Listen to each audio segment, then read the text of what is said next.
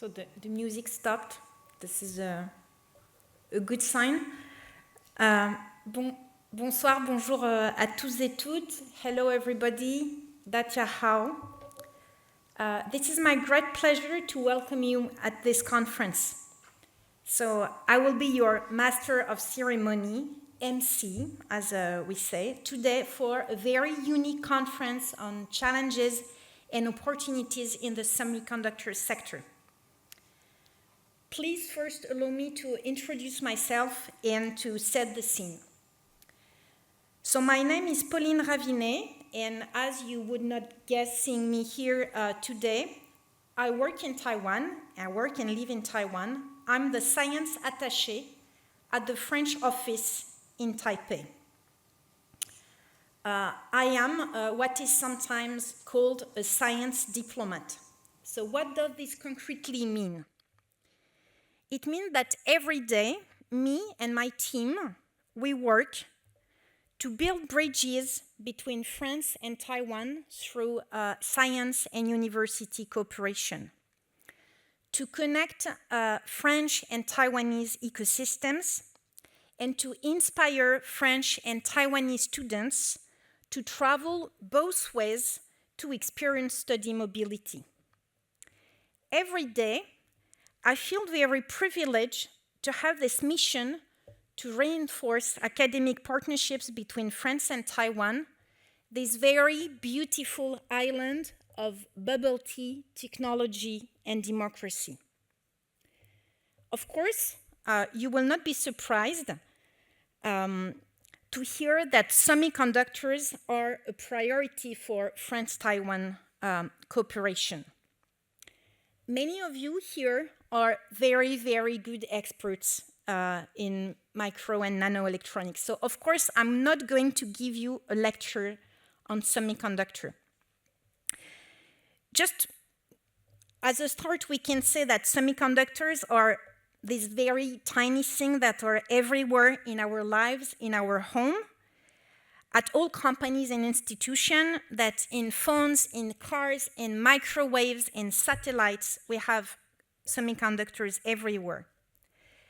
But what I really want to highlight is that they are also everywhere in the way we think the world as a major cross-cultural topic of our time. So first, semiconductors are, of course, a science topic. Scientific breakthroughs are needed to develop the next generation of semiconductors for AI. We need more speed, we need more memory, we need less energy consumption. And these are great challenges for science. Second, semiconductors are a technology industry and business topic, of course. Semiconductors is often said to be the oil of the 21st century economy. And we know that today, the most successful and prosperous companies in the world are semiconductors companies. And semiconductors are also, and more every day, even in the very last weeks, a political and geopolitical topic. Because mastery of semiconductors technologies and the capacity to produce semiconductor are an issue of power and of sovereignty. So semiconductors are everywhere, and they're also a very important cross-sectoral topic. But semiconductors technologies development is not everywhere. It's not evenly spread everywhere in the world. There are some places that are places to be for semiconductors development. And so we are here in Grenoble today at Université Grenoble Alpes, UGA. We are at the heart of Grenoble micro and nanotech ecosystem, the European Silicon Valley, where UGA works hand in hand with top-level technology institutions such as CEA and with many brilliant companies. And it is also well known that Taiwan, and especially Hsinchu, is the center of the world for advanced semiconductors. Hsinchu is a world chip powerhouse, and this is, of course, the home of TSMC, the iconic Taiwan semiconductors company. And if we look at these two ecosystems, Hsinchu and Grenoble, what we can see is that we have top-level research universities, UGA and National Tsing Hua University, NTHU. What do? They produce the scientific breakthroughs, they train talent, they nurture a culture of innovation and creativity, they incubate startups, and they partner with industry. So we are very, very lucky today to have with us Professor Lakhnech and Professor Cao, respectively presidents of UGA and NTHU. There could not be better speakers to share insights on challenges and opportunities for the semiconductor sector and the role of universities into this. So this is what we're going to do this evening. In the coming about 85 minutes, both presidents will first make presentations, and then they will share their views on this multifaceted semiconductors topic. And then, please prepare some sharp questions and be ready for the final Q&A, because I know both of them really enjoy debate and thought-provoking questions. So let us get started with the first speech, and the first speaker. Let me introduce him. So he's very passionate about innovation in science and in tech, but he's also very passionate about innovation in university governance. As far as I know, he's certainly the most international of all Taiwanese university presidents. And I can testify this is the second time he's traveling to France in a few months only, which is a very, very good signal of the intensity of Franco-Taiwanese university cooperation. So please welcome Professor John Cao, President of National Tsing Hua University.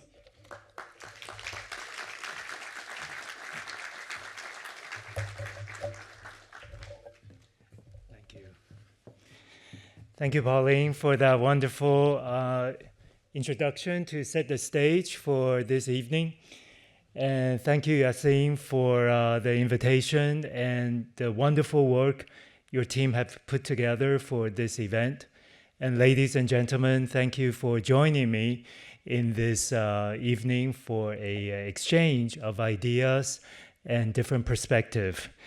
I will spend about 15 minutes sharing with you my views on this very important topic, and a little bit of context in terms of those in the audience may not be familiar with Taiwan.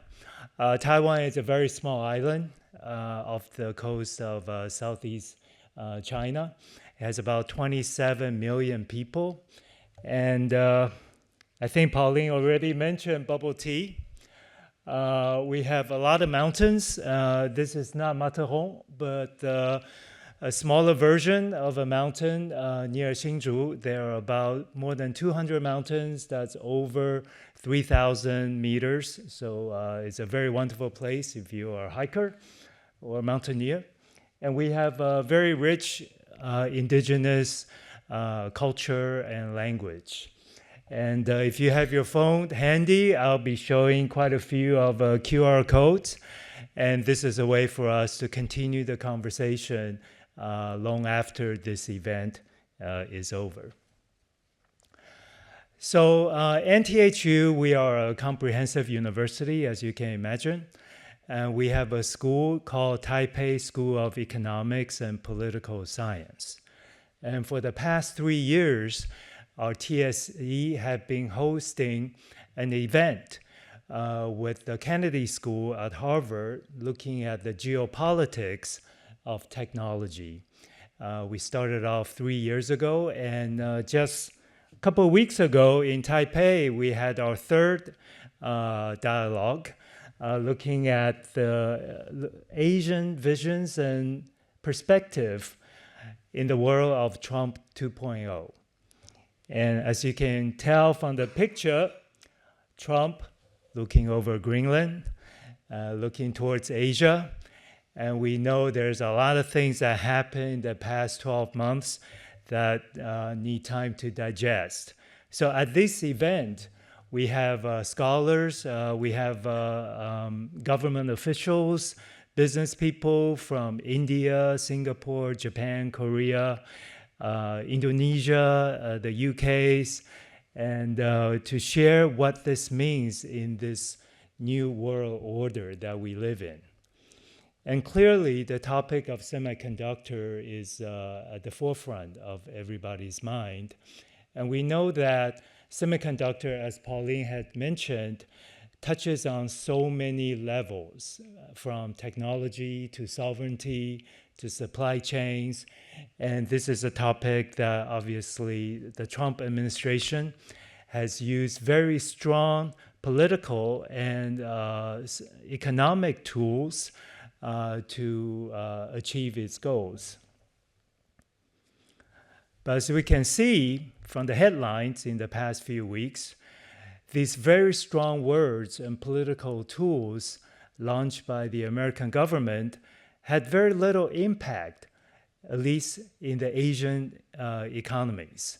So you probably know China has achieved a historic trade surplus last year at the tune of 1.2 trillion US dollar, and that's the biggest in the human history. Taiwan, not too bad.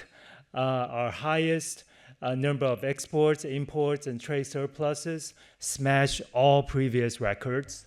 Same thing goes with Vietnam,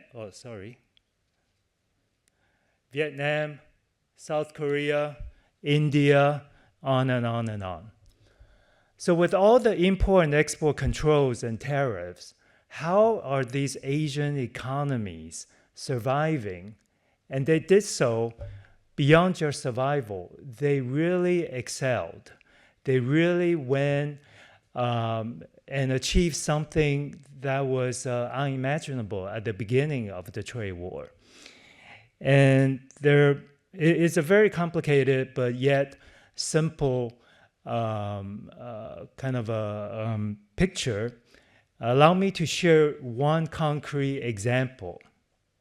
And for that, let's remember during the COVID pandemic, one of the most critical technology or the equipment is the respirator.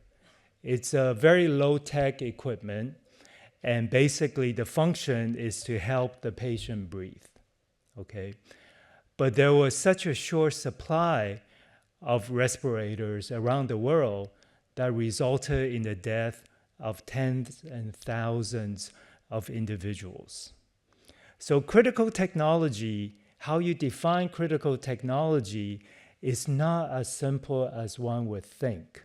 Because if you look at this product, if you look at this technology, why was it so critical during the time of the pandemic, and why was it so hard for so many people to have access to this technology? We have to look at the bigger picture. So what is inside a respirator?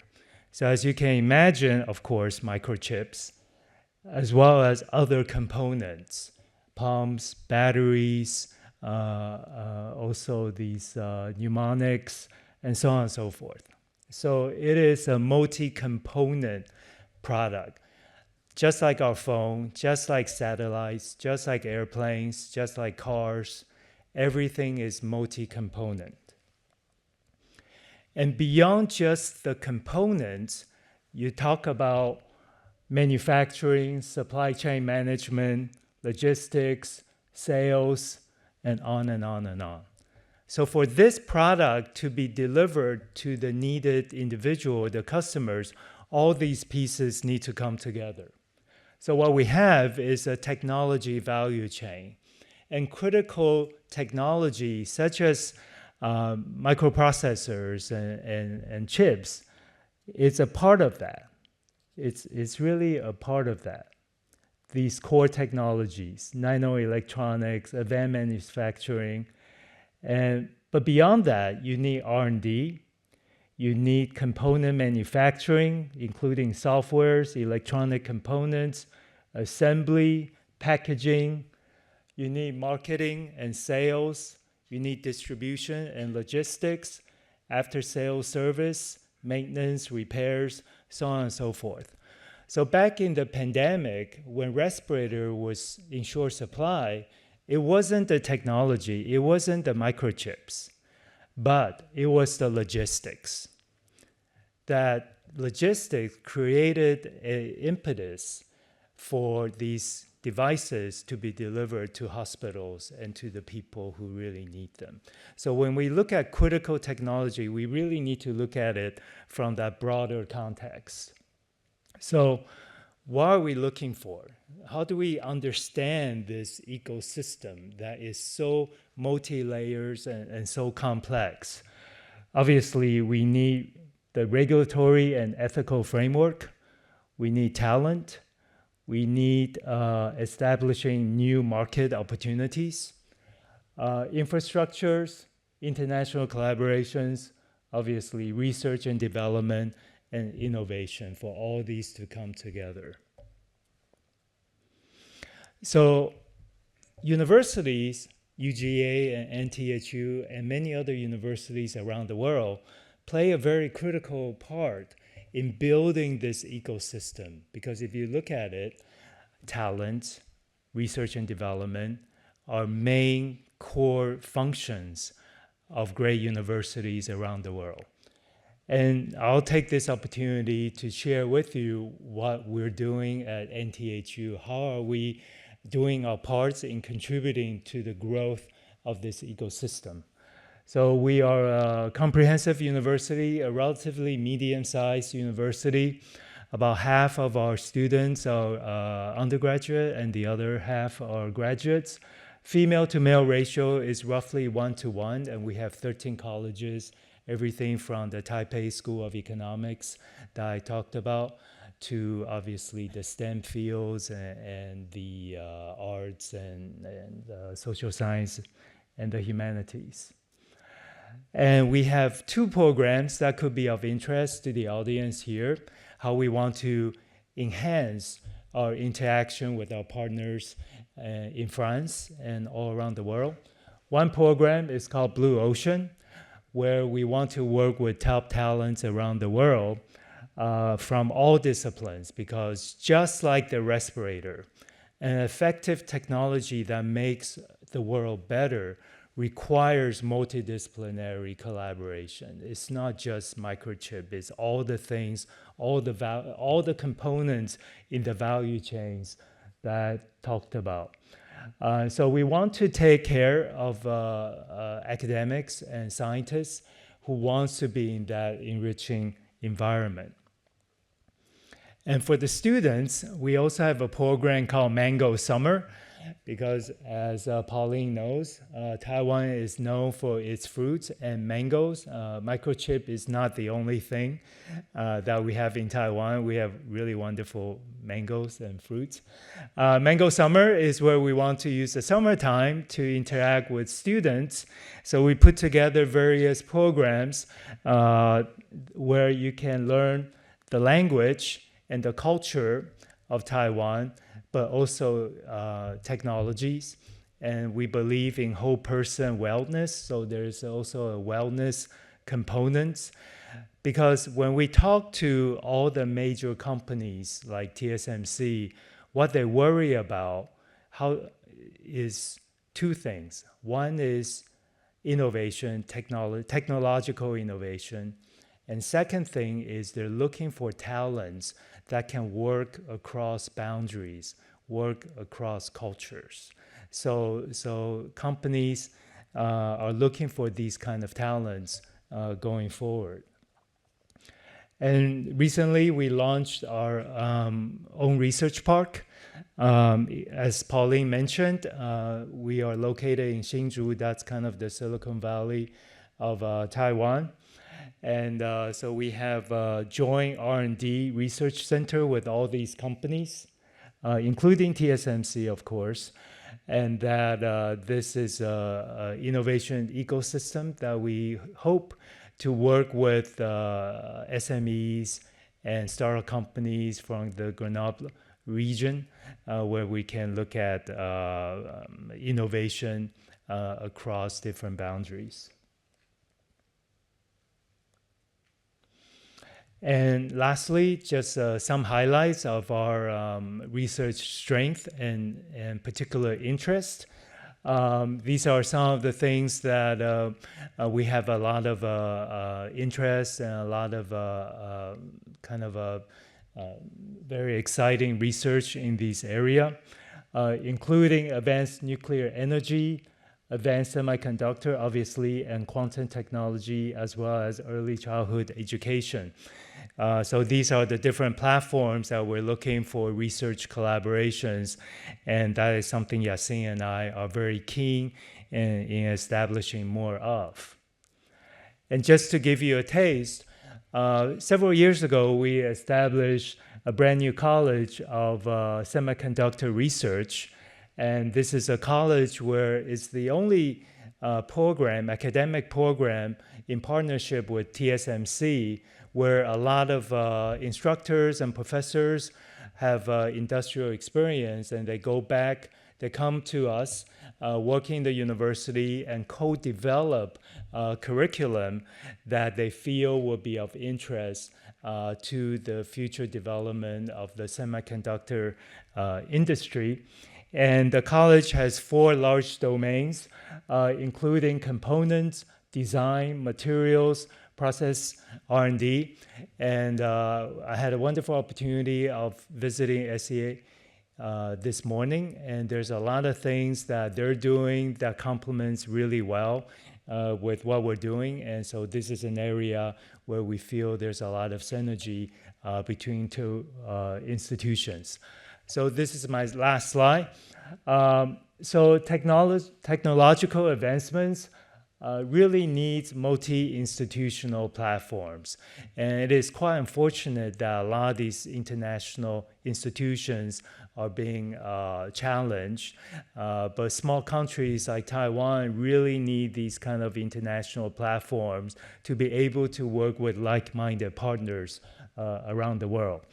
And we believe that future talents requires a cross-cultural intelligence with the ability to integrate knowledge from different domains and then to contribute to the future development of not only semiconductors, but all sorts of innovations. Because we know that issue related to semiconductor is beyond technical, is social, is geopolitical, cultural, and all these multi-layers. And that collaborative mindset is a must. Particularly for countries like Taiwan, where we depend a lot on international partnership, whether it's talents or source of innovation or market, or we play our parts. But just like the entire value chain of the respirator, we also need the other parts to bring the best product possible to serve humankind. And lastly, 2 QR codes for further exchange and for further conversation. One is on our academic collaboration, and that is through our Office of Global Affairs. And more information on our innovation ecosystem, this is on our science park. And thank you so much for joining us, and I look forward to a very robust dialogue with Yassine. Thank you.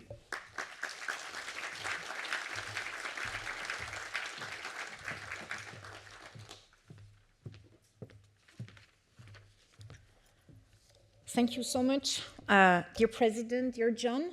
Now it's time to welcome our second speaker, who is also our host today, Professor Yassine Lakhnech, President of Université Grenoble Alpes. So I would like to take the opportunity that you're here really to thank UGA and President for exceptional cooperation, exceptional commitment in cooperation with Taiwan. I think this is very special to work with UGA when you do science cooperation between France and Taiwan. Then when we discussed the way to introduce your presentation, we agreed that there is not much need to introduce UGA to locals, obviously. And I understand that today, although your initial expertise and background is in math and computer science, you have chosen to share some thoughts on the international political economy and geopolitics of semiconductors. So I'm really wondering if this man, your president, might be preparing a PhD in international relations or something. Please welcome President Lakhnech for his presentation. Thank you. Okay, so bonsoir, good evening, everyone. I would like first to thank Pauline for this very nice introduction.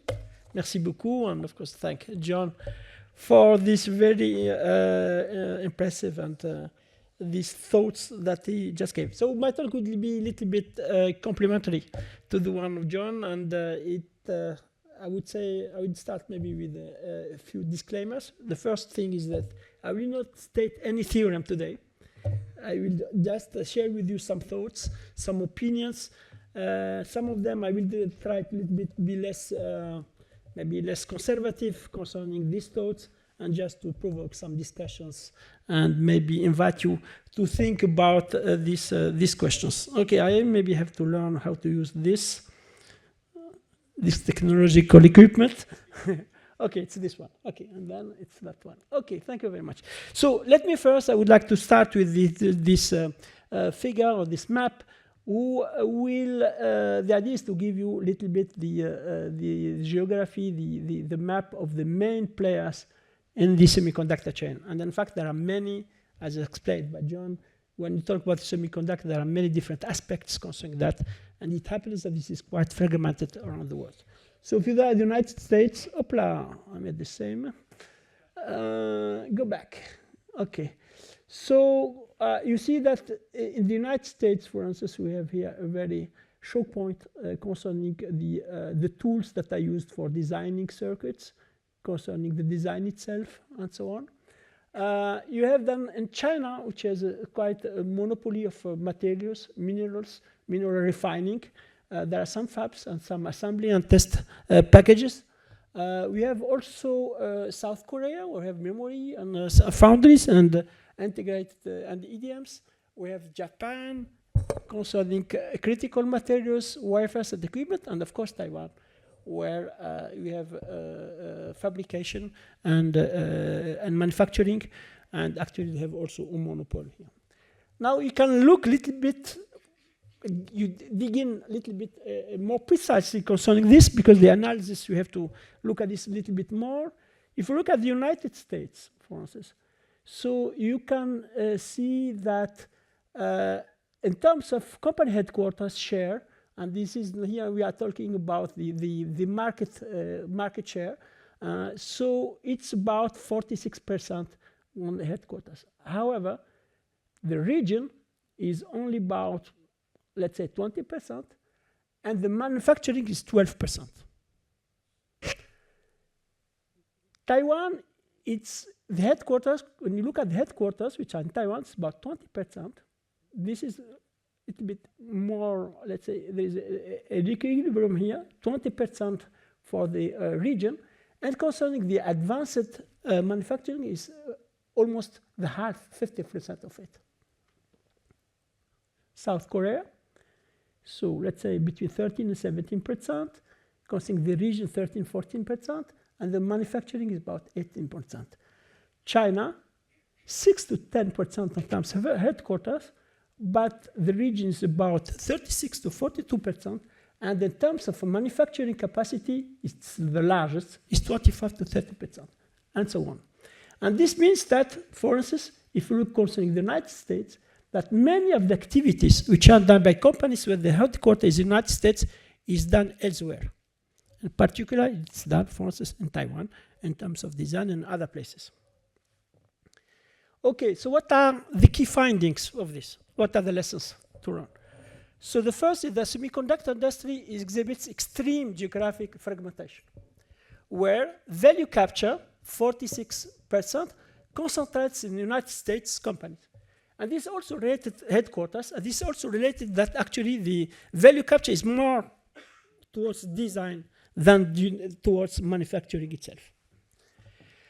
The physical manufacturing is concentrated in Taiwan for advanced nodes. And the final consumption concentrates in China, but is also related to the size of the country. Concerning critical materials, it is very strongly concentrated in China, in particular also concerning refining, not only concerning the mining itself, but also the refining. And if you look at the essential equipment, this is concentrated almost exclusively, not completely, but almost in Europe and actually the Netherlands. And it is ASML. And just, I would like to say here that the CEO of ASML is an alumni of Université Grenoble Alpes. So this fragmentation and this situation creates a multi-layered dependency structure where no single country or region achieves true semiconductor sovereignty, and disruption at any choke point can paralyze the entire global ecosystem. This is the situation today, and some are trying to change the situation. Okay. Now, if you look at the multidimensional stakes behind this, les enjeux. So the first one is strategic, sovereignty, and national security. So I will not read this or explain this. You can imagine what this means. This concerns defense, but also concerns critical infrastructures. So semiconductor, digital equipments are everywhere. So in particular, this. And so these are clear critical aspects. So export controls and supply restrictions have become instruments of statecraft, and as explained by John, actually with little effect up to now. Maybe that will change, but little effect up to now. Europe currently lacks leverage while remaining exposed to external application of non-European controls. This is actually something, the conclusion of what you can see from the map, except lithography. Europe depends on the other regions around the world. The next stake concerns technology leadership and innovation. So frontier AI nodes, models, high performance computing, and advanced simulation to climate, health, and materials, and et cetera, and even energy, et cetera, depends on microelectronics. So European AI and supercomputing initiatives thus depend heavily on imported hardware and foreign decisions about capacity allocation.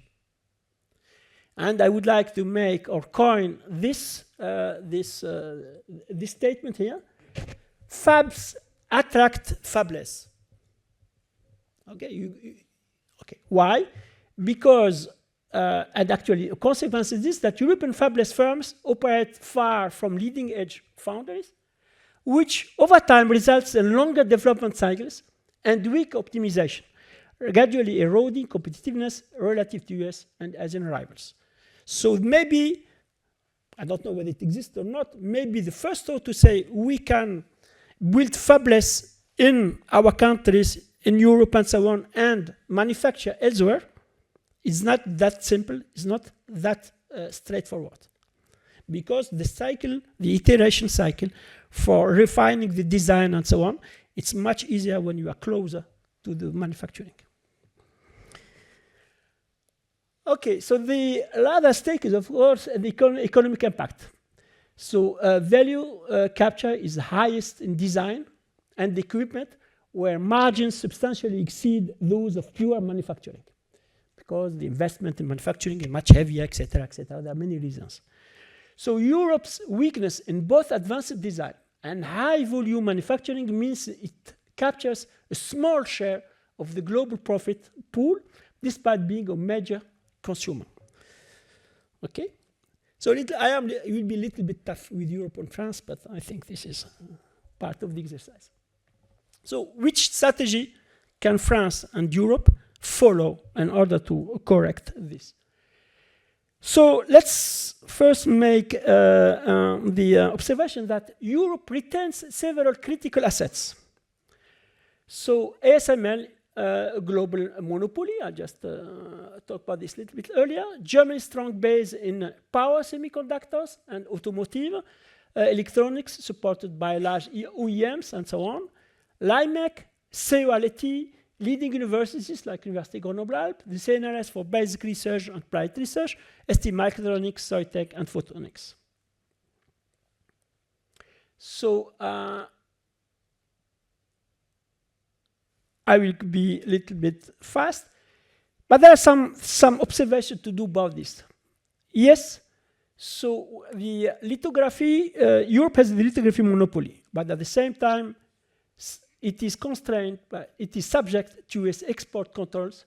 China denied access to EUV since 2020. So Europe is not completely independent or free or autonomous to decide about to whom export or not to export on this.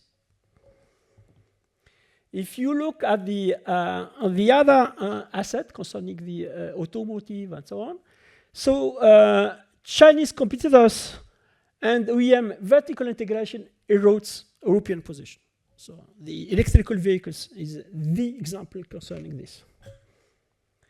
So if you look at the asset concerning pre-competitive research and development, science, and so on, so a bridge between fundamental research and industrial manufacturing has to be nurtured and has always to be developed even stronger. And this is what we try to do with our partners here in Grenoble. And concerning the specialized champions that we have, yes, we have to support them. This is very important. So what would be a realistic assessment and the limitations concerning this situation? So these assets, even when combined with strong strategic imperatives, would not be sufficient to restore France to semiconductor leadership or achieve full strategic autonomy. And this is a strong statement. Okay? So that outcome is neither feasible nor actually necessary. The goal is more modest but strategically important, essential. Ensure France and Europe possesses sufficient capability to, one, secure critical applications, like respirator, defense, critical infrastructures, maintain technological understanding, and avoid catastrophic dependence on potentially hostile or unreliable supplies.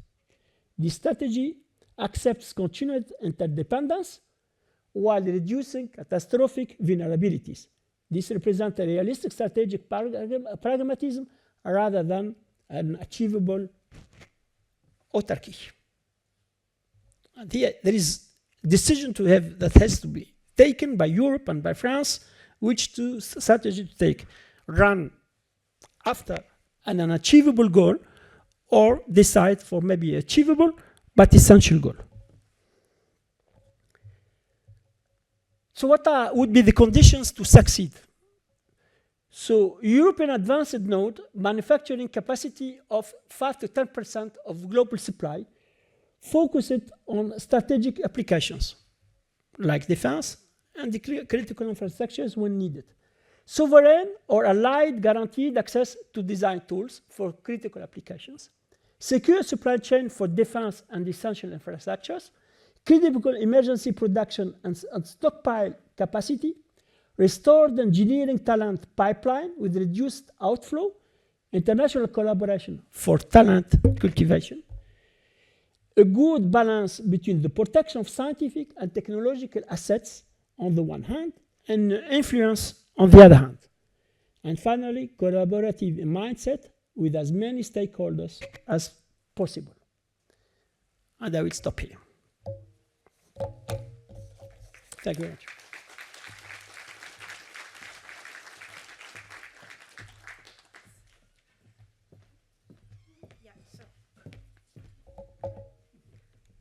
So now I will invite both speakers here on stage. And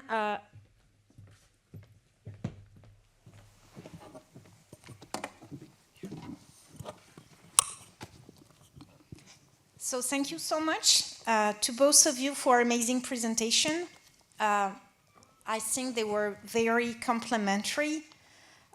So you, President Cao, with your presentation, we really immersed in the dynamic of an ecosystem, and you unfolded the technology value chain, and you neatly explain how NTHU, your university, is embedded in the ecosystem. With a very concrete example of the respirator, this was very insightful. And you, President Lakhnech, with you, we explored the notion of ecosystem still, but at another scale this time, because you introduced this idea, this notion of a global semiconductor ecosystem, and you made a very sharp and, I would say, non-complacent diagnosis of Europe's position in this global semiconductor ecosystem. So there could be many questions, and I'm sure there will be plenty in the Q&A. But to open the discussion, please let me begin with maybe 3 sets of questions, and all relating to also your strategic role as university president. So the first question, the first set of questions would be on partnerships. Because this is something that is very striking in both presentations, that smart and strategic partnering is very important, is essential. Where there is complex values chain, where there is global fragmentation, we need partnership. So for you, as a university president, you have to make some very important choices in terms of partnership. What are, to you, the key to successful partnering, whether academia, industry, private, public-private, or international partnerships? So there is this very common assumption about partnership that among partners, what we are looking for, it's more complementarity than similarity, but that we should share some values, some common principle. So could you elaborate on this and share with us your view on partnerships? Yeah, that's a great question. I think everybody here can appreciate the importance of partnership, but how to do it, that's completely on a different level of difficulties, because just like making friends, it takes time to make good friends, right? It takes a lot of commitment and effort to make long-term friends. So at the end of the day, to build relationship, to build partnership, is really about building friendship. And this really takes time on both sides to understand each other. I know it sounds kind of warm and fuzzy, but every partnership starts with people who don't know each other. I did not know Yassine for a very long time, and it wasn't until last year where we started to discuss some of these big topics. And we appreciate the fact that NTHU and UGA have so much in common and so much complementarity. So as a president of the university, one of the things that I find most difficult in setting up partnership is to propagate that idea to students, to professors. Because we know everybody is really busy. Students are busy with their classworks. Professors are busy with writing research grants and publishing papers and doing all this stuff. what do you do to get them to commit extra time and effort to set up these kind of international collaborations? So we have different ways. We have carrots, we provide incentives, we provide supports, but it does take time. And I'm hoping by having these physical one-on-one interactions that we can speed up that process. So, yes. Thank you very much, John. So I completely agree. I would just to make 2 or 3 observations or remarks. First of all, I think we not necessarily need a lot of time or long time in order to create trust and strong partnership and friendship. So it's often just it's very quickly a matter of values and matter of openness and so on. I would say that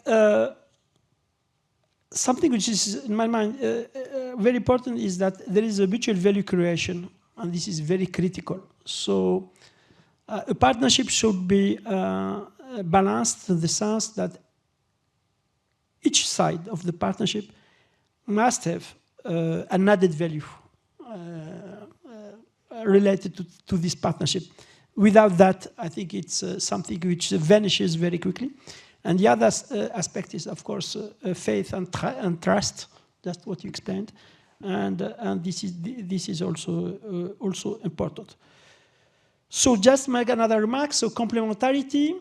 I completely agree with what you said, Pauline. But complementarity, just to make it maybe more precise, what I have in my mind is, for me, complementarity is not necessarily having different strong strengths in terms of disciplines and so on. Complementarity can be also that we are 2 universities strong on the same domain, but we are complementary in terms of approach, in terms of relations to companies, in terms of how we address the students and so on. Just to say that complementarity can be in different ways. Thank you very much. So then the second set of questions relates to talents. Okay, this is very important. We're here today having this conference at INP, an engineering college of UGA. And both your institutions have a very heavy responsibility to train talents for their ecosystem. And also the wording on talent is surprisingly becoming very offensive. For instance, this year at the opening of a Semicon, the biggest semiconductors fair in the world maybe, I noticed that it was not anymore talent gap or talents race that was mentioned in the introduction. It was talent war. So now this is really about a war. So how do you ensure that you produce the talents needed, that talents graduating from UGA and Tsing Hua, that they fit the need of the ecosystem of the industry, but also symmetrically and at the same time, how do you ensure that talents, students receive a training that fulfill their personal expectations? And are these 2 objectives always aligned? So, so I will start. So first of all, I would say that one has to recognize that these objectives aren't always aligned. And I think that pretending they are creates problems. So students often enter university with personal aspirations, heureusement, pursuing intellectual curiosity, exploring identity, seeking knowledge for its own sake, that don't map neatly onto ecosystem needs, not always. And I think universities has to be eager about this. They have to defend this. So this creates sometimes a need for discussing, for aligning, and so on. There is another aspect that often the needs of the economy are short-term needs. And we universities, we have to answer the questions or respond to the needs of the society in terms of short-term needs, mid-term needs, and long-term needs. And this makes the job of president even more interesting, actually, so it's not so trivial. So then we have to think about, in terms of translatable competencies, in terms of experiential learning, in terms of authentic partnerships, and in terms of course, the disciplinary-based, related and technological-based skills and competencies. So the university, at the university, we have to cope with these different aspects and with the trade-offs between these aspects. But I think NTHU as well as UG is, I think, doing quite well concerning this. Yassine, I absolutely agree with you that it is a talent war. By all accounts, if every single graduate student graduating from Taiwanese university go to work with TSMC, that will only fulfill maybe 10% of their talent needs. So the talent needs from industry is so great. There is a joke in Taiwan that if you can breathe, you can get a job at TSMC because they will train you on the job anyway. Okay? And that actually creates a huge problem because one, they pay them really well. An entry-level TSMC employee will earn more salary than full-time chair professors at NTHU. So it's a war between the companies and a war between academia and industry. Okay, so that's the context. And a lot of times, the short-term economic incentive is so great, especially in traditional Chinese culture. The parents would say, oh, just work for TSMC, you get a big check, you can buy a house, you can buy your Mercedes-Benz, and life is good. Okay, and then the young kid that would be influence.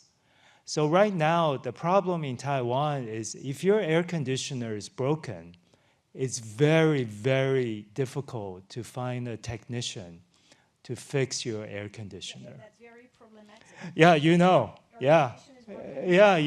It's ridiculous. You wait for months because nobody, and to me, I don't think that's a healthy society, right? And so university president becomes this juggling act because on one hand, we have to work with industry because we understand the importance, national security, economic competitiveness, all these things, employment. But on the other hand, to serve, we're both public universities, so we have a public interest on our heart. We need to have a healthy society. We need to have people interested in traditional literature. We need to have people interested in other things. And so when we look at curriculum development, when we look at career advising to students, we want them to see the bigger picture. Are we there yet? No, I don't think so. I think there's still a lot for us to do. And it's better to work with a partner, like-minded partner, because the world is so full that there's so many opportunities for young people these days. And semiconductor, even though it's very important, should not be the only thing. I might be in trouble for saying that, but I mean it. Okay, so let's jump to the third set of questions on sovereignty. So this was very clear in Yassine's presentation that semiconductors are a major matter of sovereignty and geopolitics, okay? It is, of course, for Europe. This was your point. And I would say that when you live in Taiwan and you discuss with any member of a Taiwanese society, you can feel that this awareness of semiconductor as a geopolitical topic is maybe stronger in Taiwan than anywhere in the world. This is really the place where there is semiconductor bumping into geopolitics like every day. Yet, sovereignty, this notion of sovereignty, this has to do with international politics, this has to be with authority of governments, okay? In universities, when we think about universities and the university with a big U, we have here an institution that is meant to be, by essence, autonomous from state authority. And that this is very important. This is not secondary because this is a condition for excellence of science, and this is, of course, a condition for academic freedom. So how do you do? How do you combine, as university president, this notion of your universities being at the same time really key players in a sector of sovereignty, being at the heart of those ecosystems, but also autonomous institutions? We're going to get in trouble. Yeah. we're going to get in trouble. Thank you for that very provocative question. Obviously, everybody in this room knows that, especially public universities around the world, we strive for academic freedom, freedom of speech, because that's the foundation for the pursuit of knowledge, right? Equal access. Access to education is very critical. And if we look at what happened in the United States, you know, the higher education sector is under attack.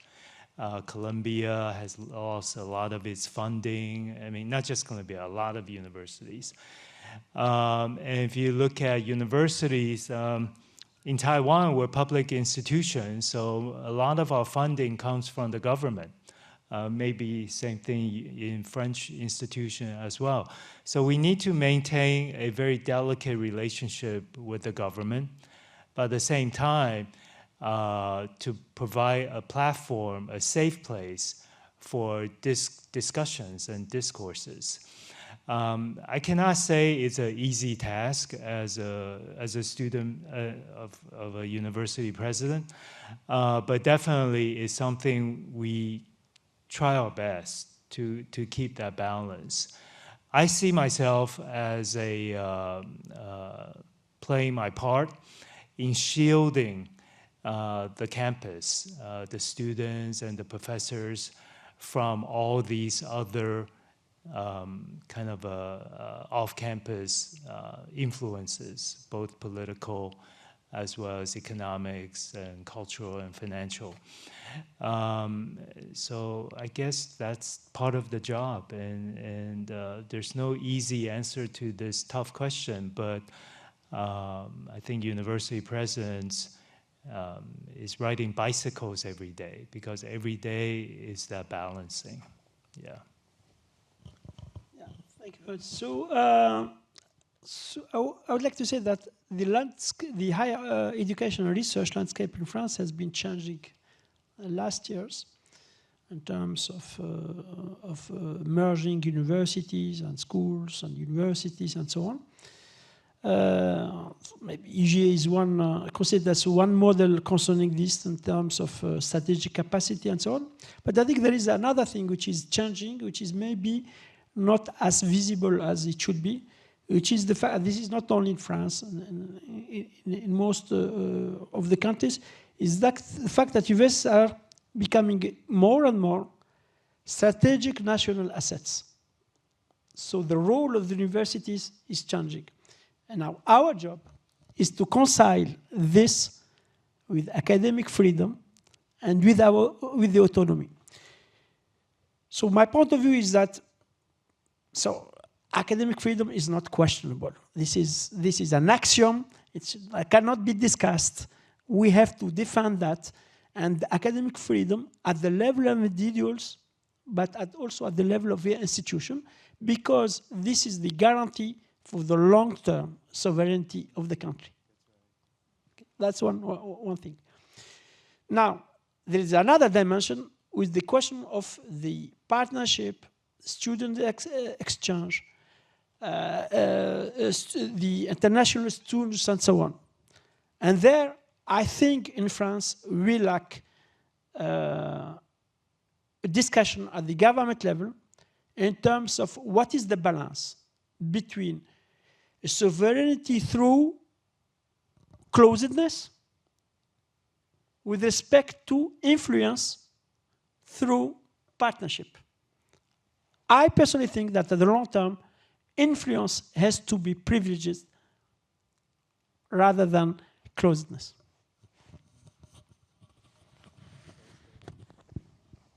Thank you. Very interesting remarks.